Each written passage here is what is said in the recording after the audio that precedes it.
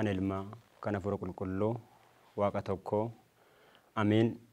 Hundumaa duratti waaqayyoon abbaan keenya, waaqayyo gooftaan keenya, waaqayyo fayyisaan keenya Yesuus Kiristoos nagaa isaa fi jaalala isaa nuuf baay'isee yeroo kanaan kan nu ga'e waaqni abboota keenya maqaan isaa kan ulfaate nuuf haa ta'u.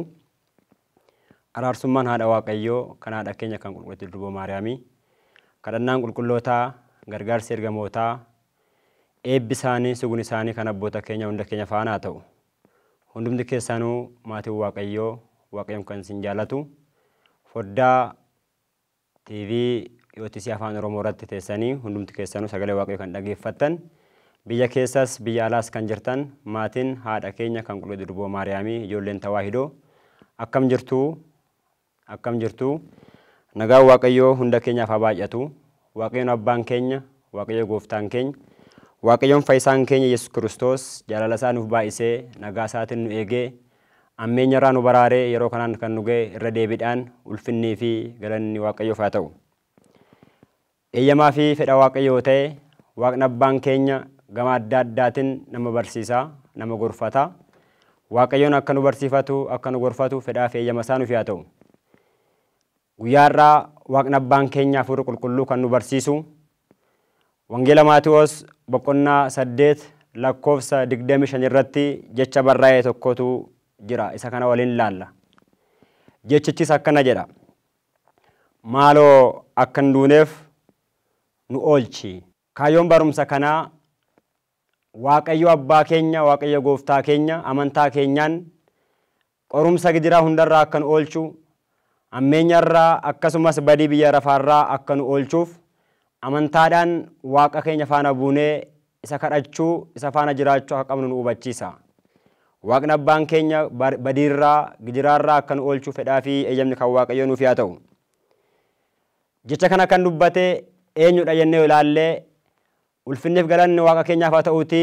Inni kan isaan filate waaqayyoon aboo fi ulfina kan isaaniif kennee iddoo inni oole oolaa iddoo inni bule bulaatii ajaa'iba isaa ilaalaatii isa faana kan turan bartoota isaa duukaa bu'oota kan ta'an 12tu jecha kana ittiin dubbate.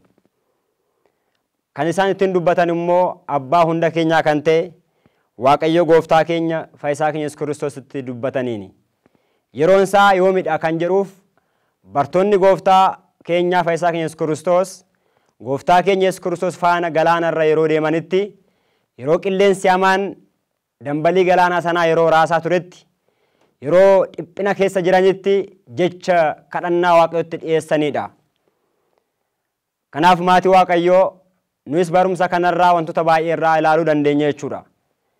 Kadhannaan humna guddaa akka qabu akkasumas immoo yeroo dhiphina keenyaas ta'ee yeroo gammachuu gadda keenyaa waamachuu kan qabnu waaqayyo abbaa keenya isa hunda danda'u ta'uusaa kan ittiin ilaalludha jechuudha. Waaqni nu gargaaru. Wangeela Maatiyoos boqonnaa 8 lakkoofsa 1 kaasnee gaafa ilaallu guutummaasaa Wangeelli Maatiyoos kuni guutuusaa keessattuu boqonnaa 8 waa'ee waamamuu duukaa bu'ootaa dabalatee akkasumas raajiiwwan adda addaa achirratti kan raawwate agarsiisa jechuudha. Keessattuu gooftaan Yesuus Kiristoos wangeeluma kana keessaa nama dhukkubaa maatiin qabame yookaan immoo lamxiidhaan dhaame akka fayyiseeni akkasumas immoo mucaa yookaan daa'ima ajajaa dhibbaa kan ta'e irraa dhukkubsate kan ture akka isaaf fayyise darbee immoo kitaaba irratti raajicha Isaayyaas boqonnaa 53 lakkoofsa 1 barraa'ee kan jiru inni dadhabbii keenya dadhabee dhukkubbii keenya dhukkubsate kan jiru jecha kan achirratti raawwatedha jechuudha.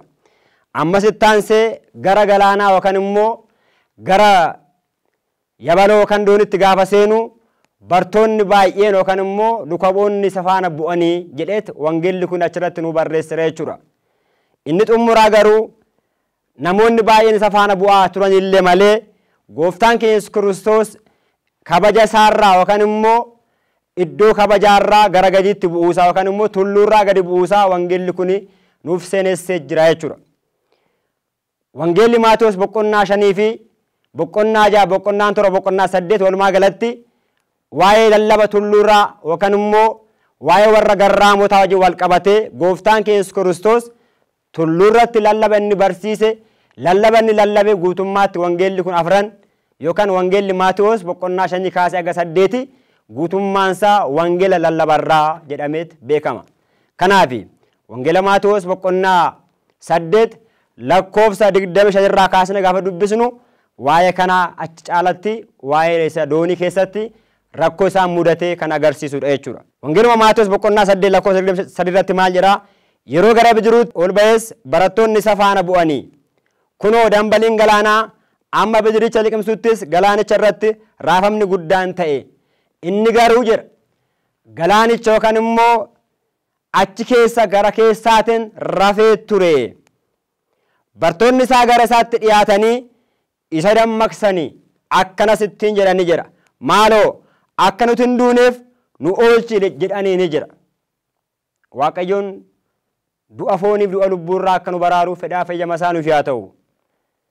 Maaloo akka hin duuneef, maaloo akka hin liqimfamneef, maaloo akka hin banneef nu oolchi jedhanii bartoonni isaa isa kadhatanii jira. Isaan duratti garuu gubbaatti ilaallee baanee gaafa ilaallu gooftaan keenya Yesuus Kiristoos nama harkisaa dhukkubsate yookaan immoo nama lamxiidhaan dhahame tokko harkasaa diriirsi jedheeni harkasaa diriirsee lamxii isaarraa akka fayyee kitaabni kun yookaan wangeelli kun nuuf seenessee jira jechuudha. Namni kunis lamxii kan jedhame cubbuu hooriitiin rukutamee kan ture waggaa baay'eedhaaf cubbuun hooriitii isa bittee kan turte qorumsa keessa gidiraa keessa nama jiraachaa ture jedheet andimtaan mana kiristaanaa yookaan hiikoon mana kiristaanaa keenyaa nuuf ol ka'a jechuudha. Kanaaf yoo fedha kee ta'e jedhee akka isa fayyisuuf kadhate nan fedhaatiif fayyi jedheeni gooftaanis yeroo isaaniitti harka kee diriirsi jedhee harka isaa gaafa diriirsu namni kun ni fayyee jira. Ulfinniif galanna waaqa keenyaaf haa ta'u. Ittaansee immoo nama guddaa yookaan immoo ajajaa dhibbaa kan ta'e tokko ture. Inni kunis gara gooftaatti siqee maaloo yaa gooftaa koo yaa uumaa koo yaa waaqa koo ati hunda dandeessaati mucaan koo mana keessaa dhukkubsachaa jirtiiti dubbii kee dubbadhu mucaa koo naa fayyisi ittiin jedheeni. Gooftaanis akkana jedheeni gara mana keetti nan dhufaati mucaa kee siifan fayyisaa jedhee ittiin dubbate jira. Ilaalaa maatii Waaqayyoo amantaan nama kana amantaa akkamii akka ta'e jabinni nama kana jabina akkamii akka ta'e kadhannaansa nama akkamii akka ta'e irraa baranna jechuudha. Gaafa kana gooftaan nan dhufaati na eegi gara mana keetti dhufuun danda'a gaafa jedhuuni yaa gooftaa ittiin jedheeni ati gara mana kootti seenuuf siif hin malu garuu asuma ta'iti sagalee kee qofa dubbadhu mucaan koo ni fayyiti ittiin jedheeni. Osoo nu ta'e maatii Waaqayyoo osoo jireenya keenya keessa ta'e maatii Waaqayyoo yoo nafaana galte malee yoo nafaana taate malee jechuu dandeenya. Namni kun garuu amantaa laphee isaarraan ati na bira dhufuun si hin barbaachisu gara mana kootti galuu siif hin malu ani cubbamaadhaati garuu jechi sagalee kee qulqulluu qofa dabarsi mucaan koo ni fayyiti ittiin jedheeni. Gooftaan keenya Yesuus Kiristoosis baay'ee dinqisiifatee jira wangeelli. Baay'ee raajeffate. Dhugumatti Israa'el keessaa amantaa akkasa kanaan arganne jedheet isa raajeffatee jira. Abboonni keenya yookaan hiikoo mana kiristaanaa keenyatti akka nu ol kaa'anitti nama kanarraa gooftaan keenya Yesuus Kiristoos waa sadi argatee jira. Tokkoffaa amantaa jabaa irraa argatee jira.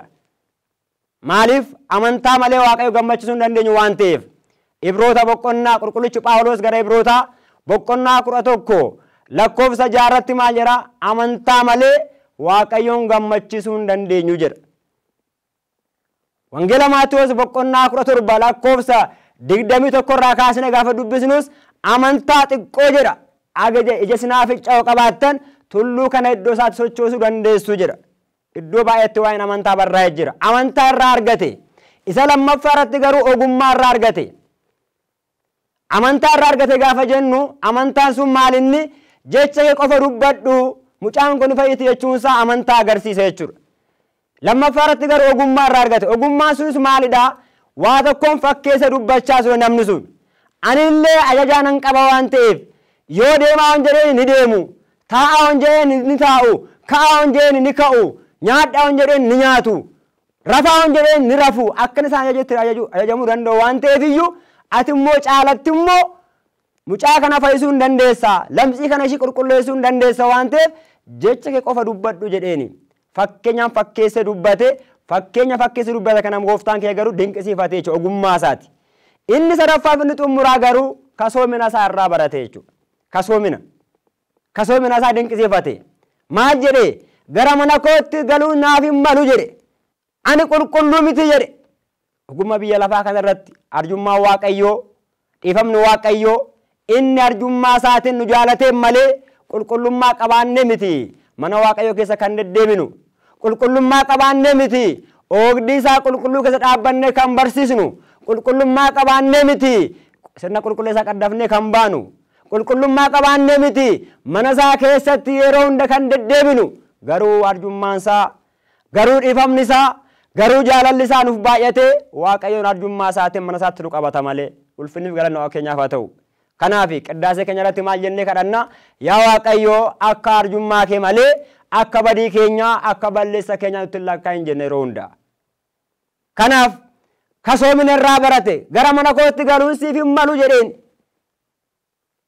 isa kana keessaa erga buunee boodatti immoo akkasumas haadha Phexros yookaan immoo amaatii Phexros illee achirratti fayyiseera jechuudha wangeeluma kana keessatti. Xumura irratti garuu wangeela Maatewos boqonnaa 8 lakkoofsa 23 irratti garuu maal jedha waa'ee gidiraa galaana keessatti yookaan immoo bidiruudhaan yeroo duukaa bu'anii malaa jiranitti qorumsa isaan mudate immoo achirratti wangeellichi Maatewos ni kaasa jechuudha. Kanaaf akkan duuneef yaa gooftaa nu oolchi maaloo jedhaniin. Dhugumatti biyya lafaa kanaa waa baay'een qabamuu dandeenya. Biyyi lafaa kun wanta baay'een nu ugguruu dandeessi.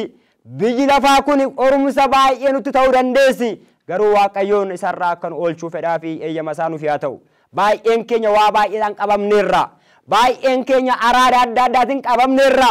Baay'een keenya du'a summii kan ta'e suusiiwwan adda addaa yookiin araada adda addaa rakkoowwan adda addaatiin qabamneerra. Faaya ejjaatiin qabamneerra. Hannaan qabamneerra. Sobaan qabamneerra.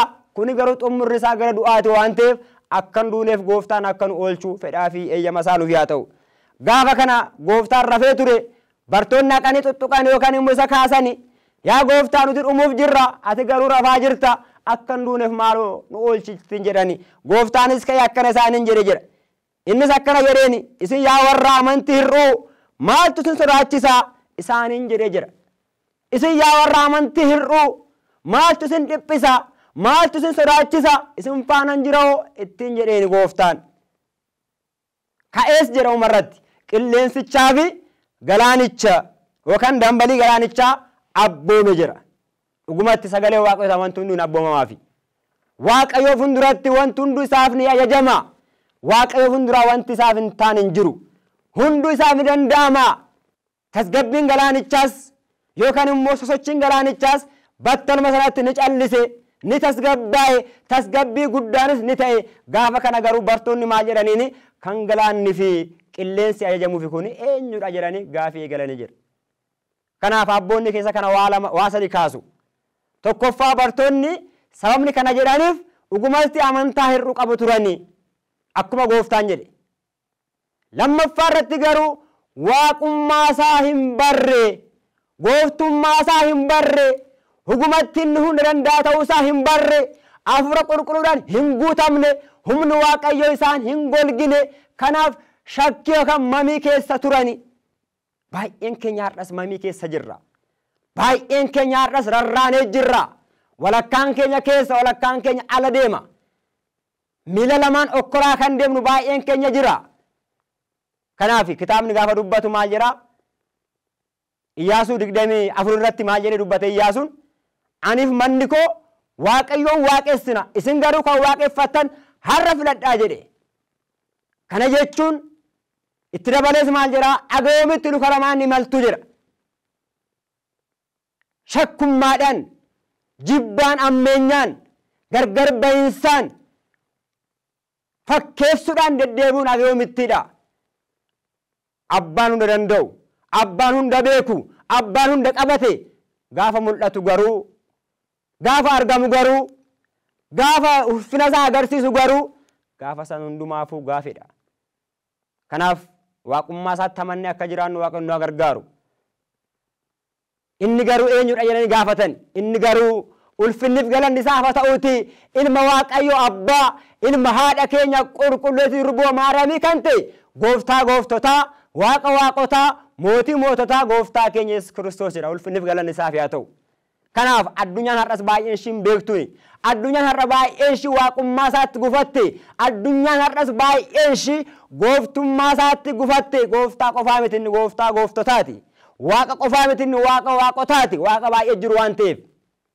Mootii qofaa miti mootii moototaati. Mootii baay'ee jiru waan ta'eef. Inni kun eenyudha jedhanii gaafii gaafatan. Inni garuu gooftaa gooftotaa kan ta'e Yesuus Kiristoosidha. Galaanichi kan abboomameefi. Qilleensi kan abboomameefi. Walumaa galatti kaa wangeelli kun waa'ee dambalii galaanaa yookaan bidiruun sun galaana san keessatti liqinfamuu ishii agarsiisa. Maalidha bidiruun? Yookaan dooniin sun maalidha? Galaanni sun immoo maalidha? Gooftaan maaliif rafe kan jedhuuf ilaalla. Waaqayyoon akka nu gargaaru fedhaa fayyama isaa nuuf haa ta'u. Tokkoffaa irratti bidiruu kan jedhamte hiika adda addaa qaba. Tokkoffaa irratti bidiruu kan jedhamte mana kiristaanaa keenyaati. Yookaan doonii kan jedhamte. Mana kiristaanaa keenya keessaa immoo wantoonni baay'een jiraachuu danda'u. Mana kiristaanaa keenya wantoonni rakkisan, mana kiristaanaa keenya wantoonni raasan, mana kiristaanaa keenya wantoonni dhiphisan wantoota baay'ee jiraachuu danda'u. Kaleessas dhiphisaa turani, har'as dhiphisaa jiru, boorus dhiphisuu danda'u. Garuu manni kiristaanaa sun gooftaan keessa waan jiruuf, Waaqayyoon waan ijaaramteef, Waaqayyoon hundeessaan ishii gooftaa waan ta'eef, dhiiga isaatiin waan hundeesseef, manni kiristaanaa sun garuu bara baraaf ni jiraatti. Waaqayyoon hin tasgabbeessa hundumaa. Kanaaf mana kiristaanaati. Achi keessa lubbuun jiran akka oolan, lubbuun bidiruu san keessa galan hundi isaaniitu qorumsarraa liqinfamurraa akka baraaraman mana kiristaanaa keessa lubbuun gale. Lubbuun mana Waaqayyootti deddeebi'e, lubbuun waaqummaa Waaqayyootti amane, lubbuun gaabbii galee mana Waaqayyoo keessatti foonsaaf dhiiga isaa fudhatee jiraate yoomiyyuu du'aaf hin kennu, du'arraa oola. Kanaaf kadhannaan keenya ganamaa, kadhannaan keenya guyyaa, kadhannaan keenya galgalaa mana kiristaanaatti kadhannu kanaafidha. Akkan duuneef, akkan banneef kanaaf seera uumamaa boqonnaa 19 irrattis barraa'ee kan jiru maal jedha? Akkan banneef tulluutti ol baqadhu jedha. Tulluu kan jedhamte mana kiristaanaati. Akkan duuneef tulluutti ol baqadhu jedha. Tulluu kan jedhamte mana kiristaanaati. Kanaaf tulluu jedhamtes ni waamamti, doonii jedhamte ni waamamti jechuudha. Manni kiristaanaa keenyaa garuu qorumsa baay'ee qabdi. Manni kiristaanaa keenyaa garuu gidiraa baay'ee qabdi. Gantoonni bifa adda addaatiin mana kiristaanaa keenya dhiphisaa turani kaleessa. Kan akka Ariyoos, kan akka Maqdooniyoos, kan akka Sabliyaanoos baay'een isaanii mana kiristaanaa keenya jeeqaa turani. Mana kiristaanaa keenya burjaajessaa turani. Kanaaf addunyaa irratti ijaaramtee kan jirtu manni kiristaanaa keenya qorumsi baay'een jira. Galaanni sun immoo addunyaan fakkeeffama waan ta'eef. Kanaaf qorumsa mana kiristaanaa kanammoo kan dabarsu gooftaa gooftotaa malee namni biraan jiru jechuudha. Dhiiga isaatiin hundeessee qilleensa irratti waan hin ganneef jechuudha. Abbaa mana kiristaanaa keenyaa kan ta'e, hayyuu beekaa kan ta'e, jabaa mana kiristaanaa keenyaa kan ta'e, qulqullichi Yohaannis afaan warqee maal jedhee dubbata? Kiristoos jedha waa'ee mana kiristaanaa, waa'ee gidiraa yookaan qorumsa mana kiristaanaa gaafa kaasu. Kiristoos guyyaa jimaataa tulluu Qaraaniyoos irratti al tokko fannifameera jedha. Manni kiristaanaa keenyaa garuu maqaa Waaqayyoon kan hundeeffamte, dhiiga isaatiin kan hundeeffamte, har'umallee fannoo irra fannifamtee jirti jedha. Kana jechuun gidiraa irra jirtidha jechuudha. Kanaaf tokkoffaa irratti dooniin sun mana kiristaanaati. Lammaffaa irratti immoo doonii kan jedhamte maali jennee ilaalle haadha keenya qulqulleetti durboo Maariyaamidha. Ulfinniif galanni isheedhaaf yaa ta'u. Durbummaadhaan ulfoofte, durbummaadhaan kan deesse, qulqullummaa foonii, qulqullummaa lubbuu, qulqullummaa yaadaa kan qabdu Waaqayyo keenya kan nuuf argamsiiste ishiidha jechuudha. Abbaan Hiriyaaqoos qiddaasee Maariyaam irratti maal jedhee? Dooniin Noohisiidha jedheeni. Badiinsarraa bishaan badiinsaa keessaa kan itti oole, nyaatamuu keessaa kan itti oole, liqinfamuu keessaa kan itti oole dooniin Noohisiidha ittiin jedheeni. Dhugumatti seera uumamaa boqonnaa 9 kaasnee dubbisne, boqonnaa 8 kaasnee dubbisne, 9 kaasnee dubbisne kana ni arganna. Lubbuuwwan 8 doonii keessatti Noohin qabatee gale sun addunyaan hundu bishaan danfaadhaan gaafa badu lubbuuwwan doonii san keessa galan garuu oolaniiru. Kanaaf araarsummaa haadha Waaqayyoo, araarsummaa haadha keenya qulqulluu durboo Maariyaamii abdii kan taasifatu, araarsummaa isheetiin yeroo inni jabaate kan dhaabbatu garuu gijiraaf qorumsarraa dhugumatti ni oola. Maatii Waaqayyoon shakkina. Dhugumatti ni oola. Araarsummaa ishii waadaan ishee afgalame addaadha waan ta'eef. Kanaaf ishiin dooniidha waan ta'eef jechuudha. doonidha haadha waaqayyoo jedhamtee beekamti. Inni sadaffaaf inni xumuraa garuu doonii kan jedhame maalidha kan jedhuuf maatii tokko jechuudha. Yookaan immoo waldaa maatii tokko keessa jirudha jechuudha. Tokkummaa waldaa maatii tokko keessaati jechuudha. Abbaan manaa haadha manaa ijoolleen walitti isaan doonii jedhamu. Achi keessaa qorumsi abbaa manaatiin dhufu. Achi keessaa qorumsi haadha manaatiin dhufu. Achi keessaa qorumsi mucaa hangafaatiin dhufu. Maatii sana jeequu danda'a. Maatii sana gargar baasuu danda'a. Maatii sanaaf gidduutti ajjeechaaf du'a fiduu danda'a. Maatii sana gidduutti gargar ba'iinsa fiduu danda'a. Kanaaf doonii sana keessaa yookaan immoo maatii sana keessaa Kiristoos argamuu qaba. Nageenyi Kiristoos baay'achuu qaba. Ulfinni Kiristoos baay'achuu qaba. Humni Kiristoos baay'achuu qaba. Jaalalli Kiristoos baay'achuu qaba. Maatiin Kiristoos walitti qabamne maatii miti. Bartoonni gooftaa maatiiwwan 120 kan jedhaman Kiristoosin hundeeffaman waan ta'eef, Kiristoosin walitti qabaman waan ta'eef, kanaaf maatiin tokkollee doonii jedhama jechuudha. Doonii. Achi keessaa garuu qorumsi jira. Qorumsa san keessaa garuu Kiristoos ni baasa jechuudha. Yoo gumatti amantaa qabaatan, amantaadhaan yoo waammatan, jireenya isaanii hundumaa Kiristoosiif yoo kennan, abbaan manaa, haati manaa, ijoolleen tokkummaadhaan kan waaqeffatan yoo ta'e, akkuma Iyyaasuun jedhe, aniif manni koo akkuma jedhe, mana keenya abbaan manaa maatii isaa wajjinu, haati manaa abbaa manaa ishee yookaan immoo maatii guutuu ishee wajjinu waaqayyoon gaafa waaqeffatan, waaqayyoo faana gaafa bu'an du'arraa, qorumsarraa, gijiraa biyya lafaa hundarraa ni baraaramu waan ta'eef ulfinni galanni keenyaaf haa ta'u. Kanaaf walumaa galatti doonii kan jedhame waa sadan kana jechuudha. Tokkoffaa irratti mana kiristaanaati. Lammaffaa irratti haadha waaqayyoo qulqulluu durboo Maariyaamidha. Sadaffaa irratti garuu maatiin guutuun doonii jedhamanii beekamu. Addunyaa yookaan immoo galaana kan jedhame garuu addunyaadha jechuudha. Addunyaa keessa qorumsi baay'een jira. Diinni amajaajin daabiloos qorumsa gara baay'eetiin fiduu danda'a jechuudha. Kanaaf biyyi lafaa immoo warri immoo isatti amanne nuti immoo biyya lafaa keessa gaafa jiraannu biyyi lafaa immoo nun jaallatu. Biyyi lafaa immoo ariitii fi yookaan immoo godaansa adda addaa ari'achuu adda addaa qaqqabsiisa waan ta'eef kana keessaa Kiristoos akka nu baasu fedhaa fi eeyyamni kan isaa nuuf haa ta'u. Kanaaf maatii waaqayyoo amantaa keenyaan jabaannee mana isaatti jiraannee abdii taasifannee gaabbii gallee fooniif dhiiga isaa fudhannee akka jiraannu waaqayyoon nu haa gargaaru. Kanaaf gooftaan keenya rafee ture jedha. Gooftaan keenya ogumatti kan rafuu miti. Kitaabni gaafa dubbatu maal jedhaa? Waaqni nu eegu hin rafuusi hin mugusi jedha. Hin mugu waaqayyoon, hin rafu waaqayyoon, hin ciisu waaqayyoon garuu rafee jedhe maal agarsiisuuf? Foon uffate agarsiisuuf. Jireenya kee nu barsiisuudhaaf waaqayyoon nu barsiisera waa baay'ee fakkeenyaan. Kana nu gochuuf malee, kana nuuf fakkeessuuf malee inni hirriba qabaatee miti. Kan nu eegummaan rafu. Ija isaa nurraan kaasu. Tokkos immoo maaliif rafe kan jedhuuf immoo hojii raajotaa yookaan immoo gocha raajonni raawwachaa turan mirkaneessuufi.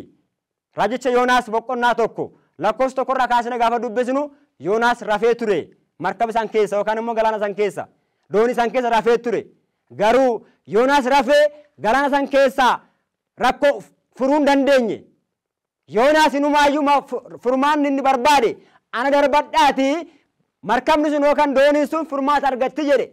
Gooftaan keessa Kiristoos garuu darbadhaan jenne gaafa inni ribarraa ka'u garuu furmaata kennee lubbuuwwan dhiphachaa jiraniif tasgabbii kenneefi. Kanaaf haadhas lubbuun baay'een dhiphachaa jira. Lubbuu dhiphatuuf immoo Kiristoos hunduma keenyaafu sagalee isaatiin akka nu tasgabbeessu fedhaa fi eeyyamni kan Waaqayyo nuuf haa ta'u. Kan nageenya kanaan firii 30 60 dhibba buufnee dhaaltuu mootummaa isaa faarfattuu maqaa isaa akka taanu Waaqni abbaan keenya nu haa gargaaru.